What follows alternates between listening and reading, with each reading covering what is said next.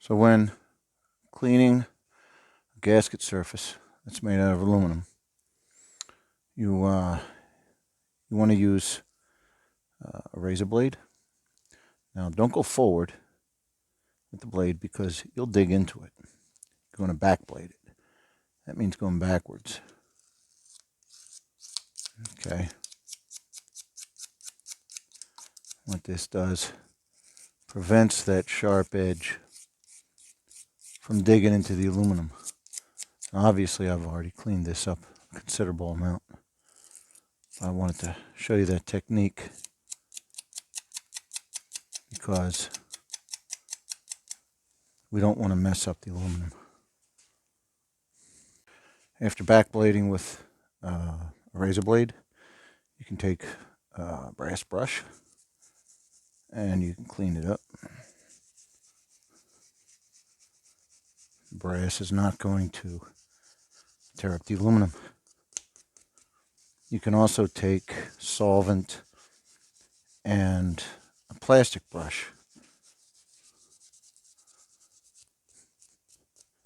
See, that's nice and clean, and I have not gouged the aluminum. We don't want to damage a block.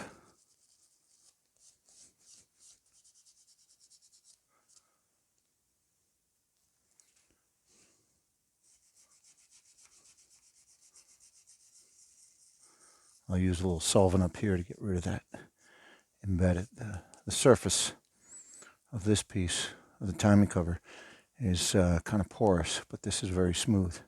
This is machined. This is not. This is a cast surface, so the silicone gets in there. So as well, all the dirt gets into all the pores. So I'll use some solvent on that, but not while I have one hand holding the camera. This particular engine has crucifix seals in the bottom, stick down. So what we want to do, take a nice sharp razor, cut it flush, and what we'll do is we will put a little dab of sealer.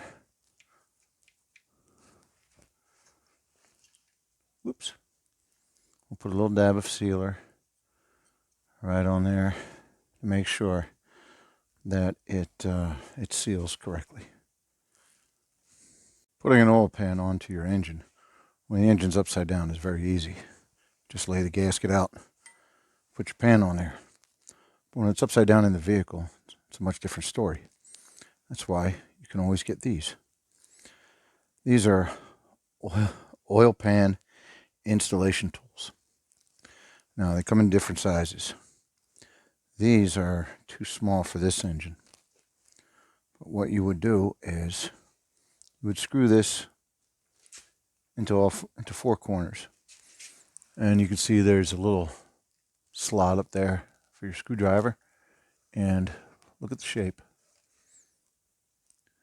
What you do is you first put your gasket up and put this into the hole, screw it in, and the gasket will hang on that edge right there. See that edge?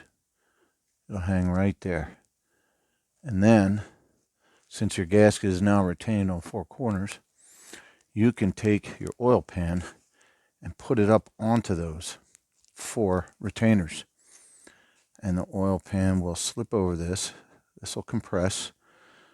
And when the oil pan gets past the edge, the ridge, these expand and everything's held in place. So your gasket and your oil pan is held in place, and you don't have to play three-handed baseball getting your oil pan up there. So these are supplied by gasket manufacturers. I think this particular one is made by Felpro. I've owned them for about 30 years, and I've gotten a lot of use out of them. Just a useful tip for you. There we go. Just a tiny bit of sealer. Don't overdo it, because when the gasket's on there, it'll be squished flat, and you don't want a whole lot sticking out into the engine. Maybe fall out later. So if you want to run your bolts down and you don't have an air compressor, then you use yourself a speed wrench.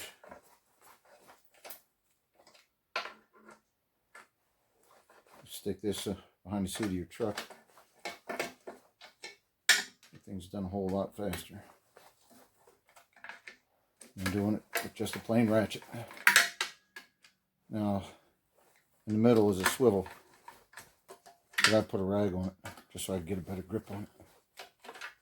But this will help you get your work done a little faster, make life a little more convenient.